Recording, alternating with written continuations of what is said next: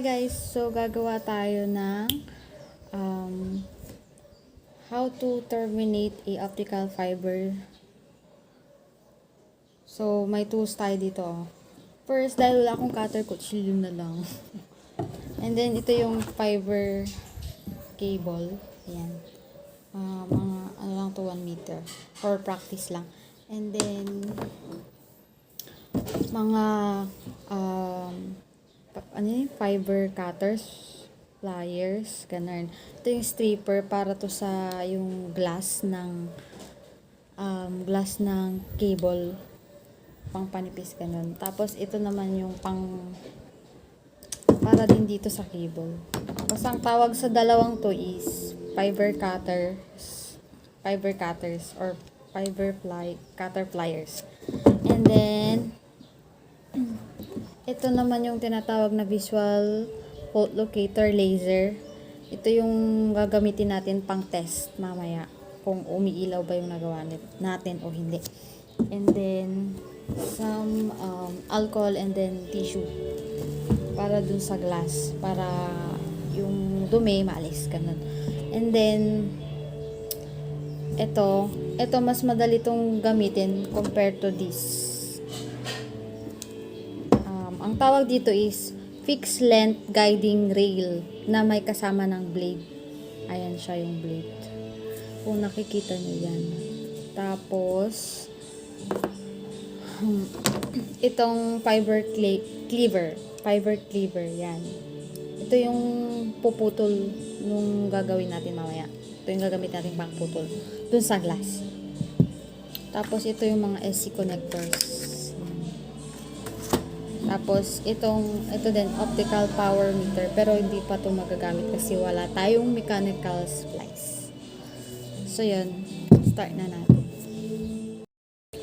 So first, itong cable natin may tatlong parang guhit siya, ganyan. Tatlo siya actually. Yung isa dito is yung matigas, which is tinatawag nilang alambre, pero messenger ang tawag dito. Kung gagamitin nyo sa basta yun. Yan. Dahil wala tayong cutter, yun nga, kaya kutsilyo yung ginamit ko. So mag-ingat na lang po tayo. Tabi muna natin. Mag-ingat lang. So ihiwalay lang po natin yung matigas dun sa dalawa.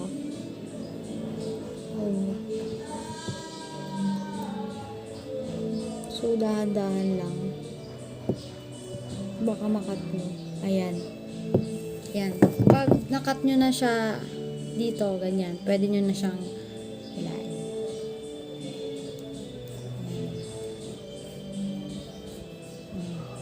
Tapos, ito, para matanggal nyo siya, gamit tayo ng, tabi na natin yung kutsilyo.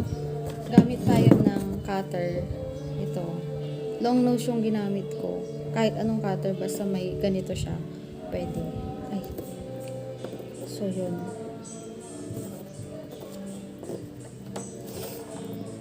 Powerful. Dapat powerful ka. So hindi ako powerful. So yan. Tayo ako para mas powerful.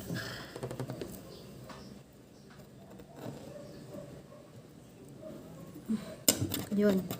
Natanggal na. Sabi naman, mapurol kasi. Kaya yun. Pero pag hindi mapurol yung gamit nyo, madali lang siya maputol, actually. So, sa mga girls, dapat powerful tayo. So, ayan, tapos natanggal na yung matigas na part. Ayan, ito yung matigas na part, which is, natanggal na. So, next, gamit tayo ng, tawag dito, fiber cutter or pliers. May sukat to. Ito,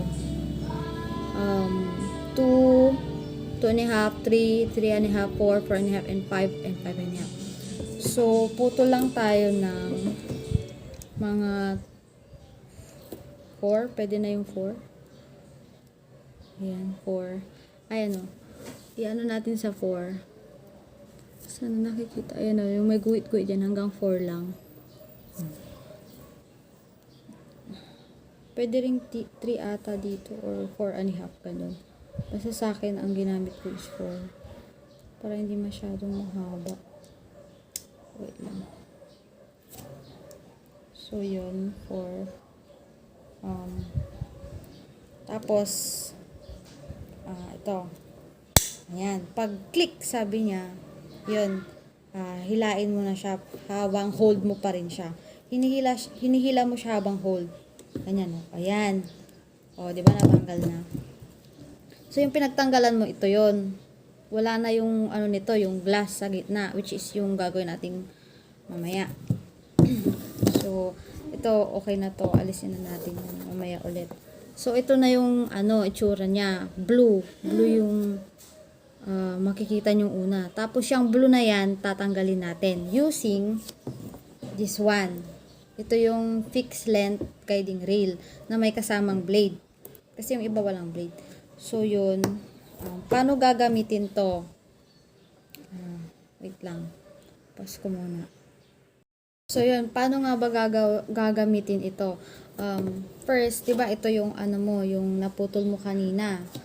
Yan. Tapos, meron siyang ito, yung tinatawag na ito to yung may space. So, ayan, itidikit mo lang sa dyan. Ayan, tapos sasara mo siya para ma-blade siya. Ayan. Tapos, pwede mo, hawakan mo to. Tapos, hilahin mo siya ganun. Dahan-dahan lang. Ayan. Hinihila ko siya, guys. Ayan. O, diba? Nakita nyo, puti na siya. Hindi na siya full blue. Yun lang yung pinagkaiba nito ay, at saka ito, pag ito ang gagamitin mo, full mo siyang makukuha. Pero ito kasi, siya, may matitira talaga siyang kulay blue. Kaso, try natin kung kaya ko siyang igamitin tong stripper para matanggal yung all blue. So, linisan muna natin siya using tissue at saka alcohol. So, paano ba ito?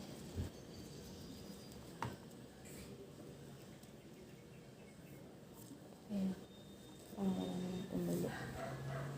OMG. Wala bang tumulo?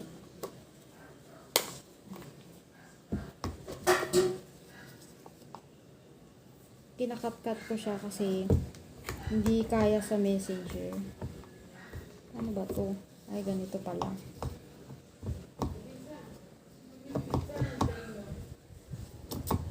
Opo. Ayan, meron na siya. So, lilinisan mo siya ganito lang. Dahan-dahan lang para hindi maputol yung glass. Ayan. Tapos takpan natin.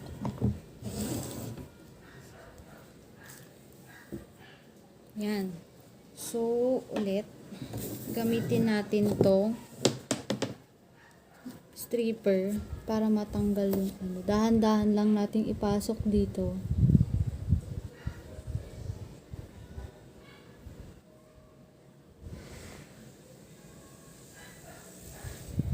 Ayan.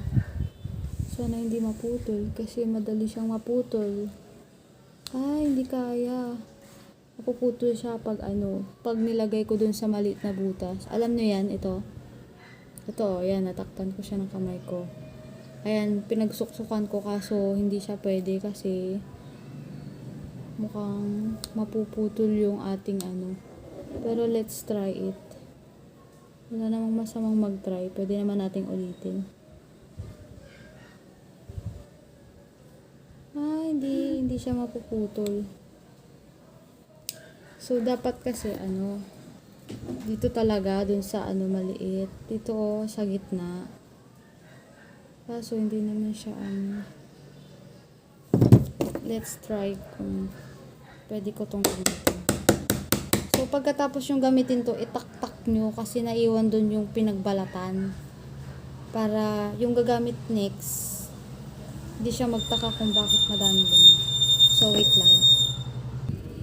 So, yun, Pag kaya pa nung fixed length guiding rail natin, pwede pa tong mabawasan ng mga konti lang.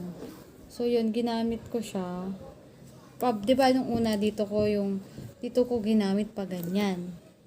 Pero kanina, ginamit ko pa ganyan para mabawasan siya kahit paano. Kasi, itong stripping natin is sira na talaga. Hindi siya pwede. Hindi ko alam paano to ayusin.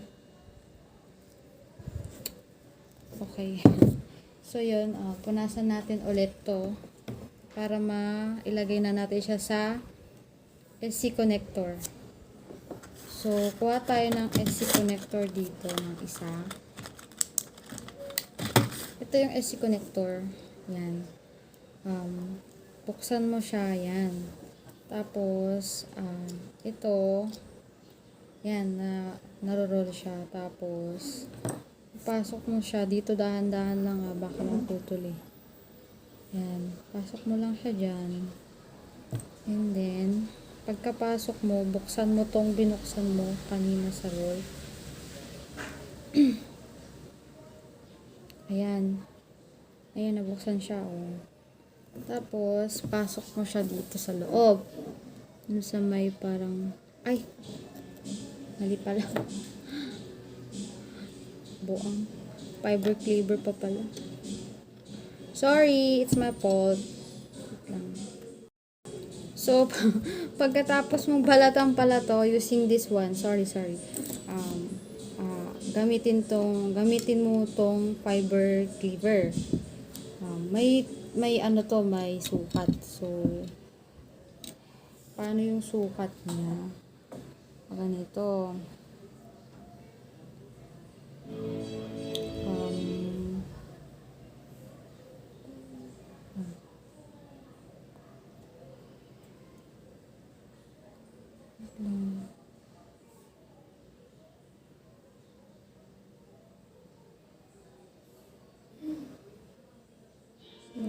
Ang ginawa ko hanggang dito, ganyan. Hanggang dito. Kasi pag gaganyan ko, masyado na siyang maliit. Yun lang pagkakaintindi ko. So, hanggang dito yung ginawa ko. Kasi medyo maluwag pa naman dun sa SC connector. Ayan ang basihan ko. Yan. Ganyan. So, cut na natin. Paano ba ito? Yan. Meron tong maliit na door. Parang door. Ganyan. Ganyan. Tapos, hawakan mo lang siya dito sa gilid. Tapos, baba mo to. Tapos, tulak mo lang to nasa baba. Ito. Yan. Ayan. Naputol na yun. Sigurado. Tapos, yun. Naputol na. Putol ba? Sino pinagputulan? Ay. Lang. Hindi siya naputol. So, tama pala yung kanina. Ganito pala siya yung sukat niya. Sorry. Ganyan. Dapat yung black, pantay niya yung ito. Ito yan sa una. Yan. Tapos cut na natin. Yan. Medyo magulo. Pasensya na. Iingat kasi ako eh. Isang magsakan. So yun. Parang yan. Ayun, naputol. Tignan nyo, naputol siya. Ayan, naputol siya, oh. Yan. Okay, tapos yung pinaputulan nyo, ang ginagawa ko, nilalagay ko sa tissue. Kasi nakakabulag to. Nilalagay ko sa tissue, tapos binuksan ko ulit. So, ito na yung ipapasok. So, ito na yung ipapasok natin dito sa SC connector. So, kanina, nabuksan ko na yung SC connector. Ayan. Tapos, alisin mo lang ito. Unahin mo, ipasok ito. Yan. Pagkatapos, isunod mo to.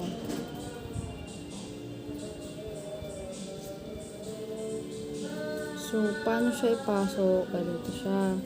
Dahan-dahan kasi madali itong maputol. So, yan. Pagkapasok, pag parang feel mo na nagbe-bend na siya, ayun, pwede mo na siyang i-lock. Dito ay kasi medyo yan, dahan-dahan.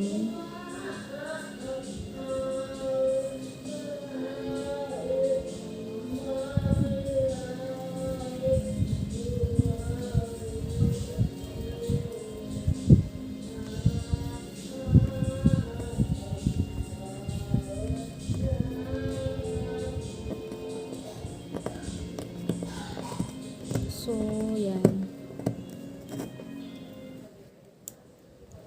Ang tawag dito. I-ano na natin. Ay, mali, baliktad pala. Ayan. Tapos may nakikita kayong yellow dito. Ito. On, off yan. Ayan, nakikita kayong yellow dito. Yan. On, off yan. So, i-on natin. Yan, binabako ko. Pwede na natin ibalik sa kanyang pinalalagyan. So, yan. Alisin natin yung ulo niya para i-test dun sa laser natin o visual fault locator laser. So, paano to buksan? Open mo lang ganyan. Tapos, yung itong ulo ng SC connector, pasok mo lang dito sa loob ng SC. Yan.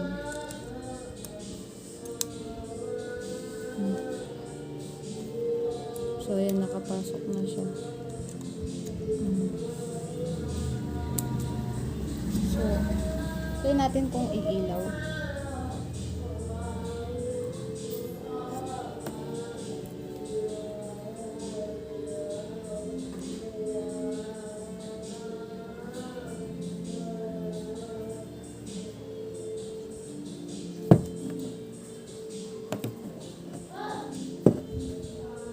Makita.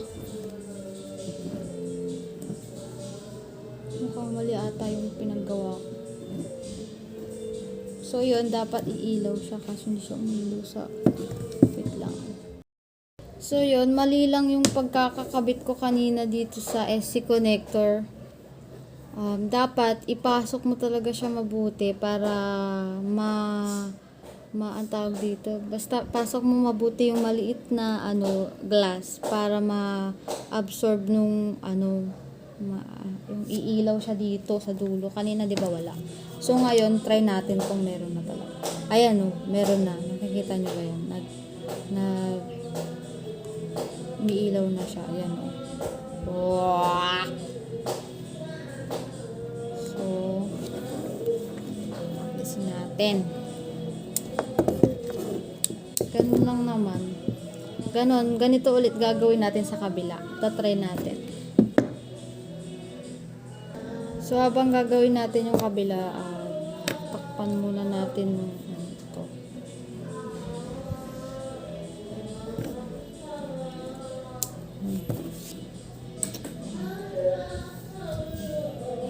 Tapos, gamit tayo ulit ng kutsilyo. Alisin natin ulit yung alambre na matigas na part. Ayan. Para ka lang nagbabala ng mata. Tapos yan. Ayan. Tapos alisin natin. Power. Hirap diba?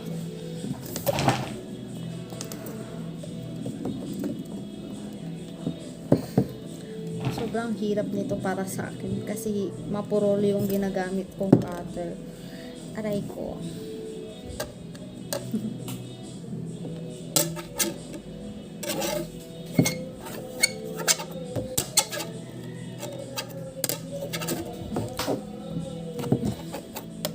So yun, malapit naman na siyang maputol kaya putulin ko na ang ganito. Yan. Yan. putol na siya. Importante lang naman is maputol yung matigas. So, yun. Gamitin natin to ulit, yung fiber cutter. Ganun ulit na measurement.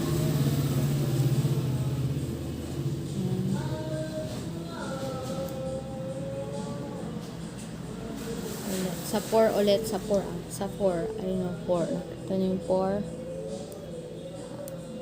Hindi makita basta sa 4. Sa 4 ko nilalagay. Pagka-click niya, parang ganito.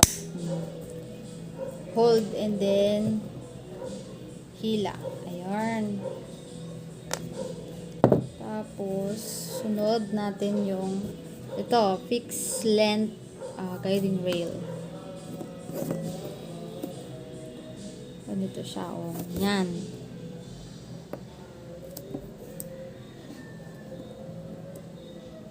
Yan.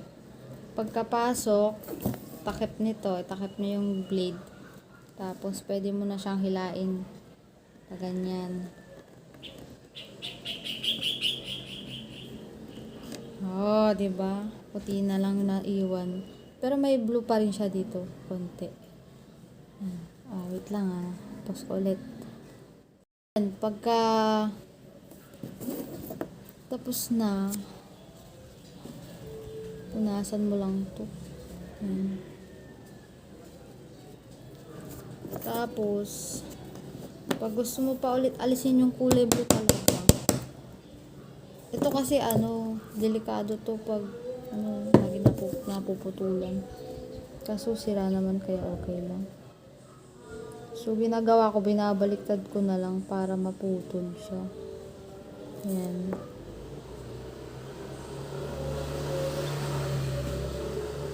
Yung natira.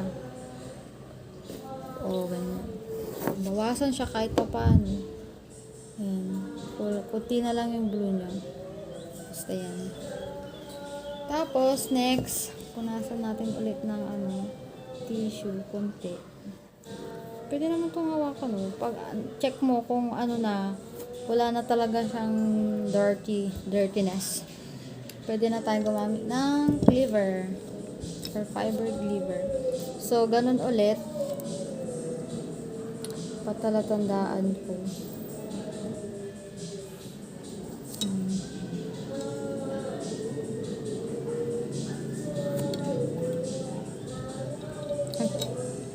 Sorry. Yan. Tapos, tulak. Tapos, nalaglag yung itong, alisin nyo to huwag nyo ilalagay sa mata nyo. Tapos, yan. Meron pa parang naiwan dito.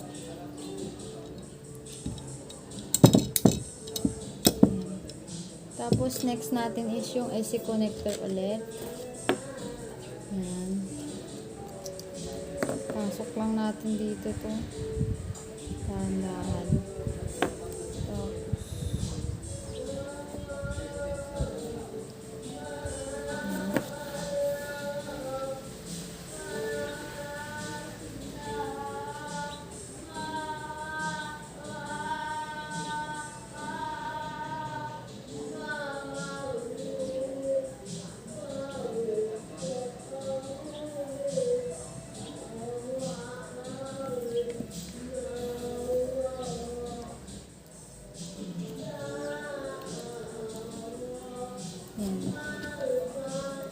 Pagkatapos, on mo to, pababa ang on, pababa.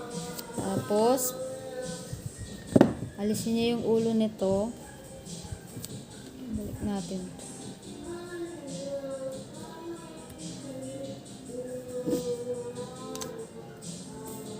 Tapos, saksak natin to. Ito, saksak natin.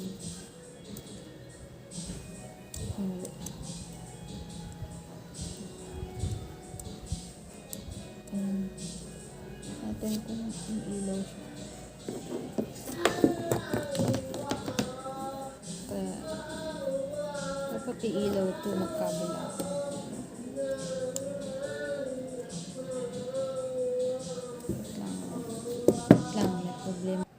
So, yun, inayos ko siya. Ayan, dapat ganito yung kalalabasan niya.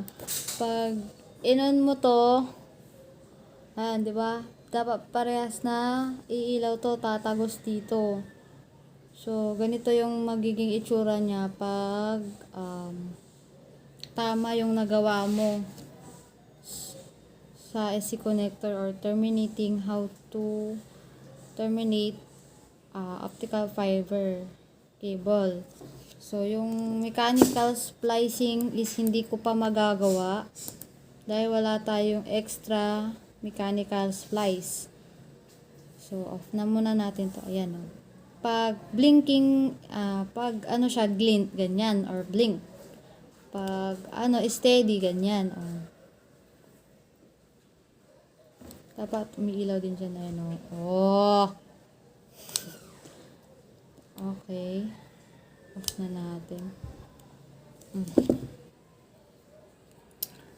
So, yung itsura pala ng mechanical splice is dito sa gitna. Wait lang. Is dito sa gitna. Dito. Lalagay mo dito. Puputulin mo din dito sa gitna. Magkabilang na. Yan. So, lagay na natin. Yun lang guys. Bye-bye.